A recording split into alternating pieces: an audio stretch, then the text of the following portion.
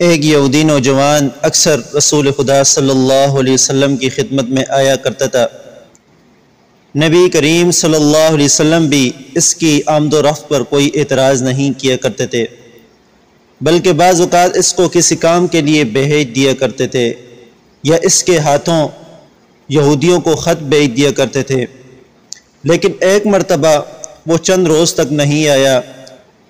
نبی کریم صلی اللہ علیہ وسلم نے اس کے بارے میں سوال کیا تو ایک شخص نے کہا، میں نے اس کو بہت شدید بیماری میں دیکھا، شاید یہ اس کا آخری دن ہو۔ یہ سن کر نبی کریم صلی اللہ علیہ وسلم اپنے چند صحابہ کے ساتھ اس کی تیمارداری کے لیے تشریف لے گئے۔ وہ کوئی گفتگو نہیں کرتا تھا۔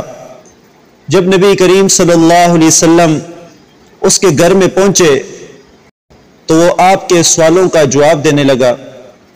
چنانچہ نبی کریم صلی اللہ علیہ وسلم نے اس نوجوان کو آواز دی۔ اس نوجوان نے آنکھیں کھولی اور کہا، لبیک یا ابا القاسم۔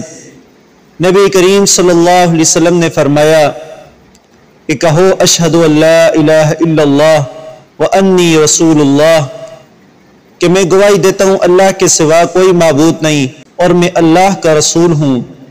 جیسی اس نوجوان کی نظر اپنے باپ کی ترچھی نگاہوں پر پڑی تو وہ کچھ نہ کہہ سکا۔ نبی کریم صلی اللہ علیہ وسلم نے اس کو دوبارہ کلمہ کی دعوت دی۔ اس مرتبہ بھی وہ اپنے باپ کی ترچھی نگاہوں کو دیکھ کر خاموش رہا۔ رسول خدا صلی اللہ علیہ وسلم نے تیسری مرتبہ اس کو یہودیت سے توبہ کرنے کی اور کلمہ شہادت کو قبول کرنے کی دعوت دی۔ اس نوجوان نے ایک بار پھر اپنے باپ کے چہرے پر نظر ڈالی اور اس وقت رسول اللہ صلی اللہ علیہ وسلم نے فرمایا، اگر تیری مرضی ہے تو کلمہ شہادت کو قبول کر لے ورنہ خاموش رہ جا۔ اس وقت اس نوجوان نے اپنے باپ پر توجہ کیے بغیر اپنی مرضی سے کلمہ شہادت کو قبول کر لیا اور اس دنیا سے رخصت ہو گیا۔ نبی کریم صلی اللہ علیہ وسلم نے اس نوجوان کے باپ سے فرمایا کہ اس نوجوان کی لاش کو ہمارے حوالے کر دو، اور پھر اپنے صحابہ کرام رضوان اللہ علیہم اجمعین سے فرمایا کہ اس کو غسل دو اور کفن پہناؤ اور میرے پاس لے آؤ تاکہ میں اس پر نماز پڑھوں۔ اس کے بعد اس یہودی کے گھر سے نکل آئے۔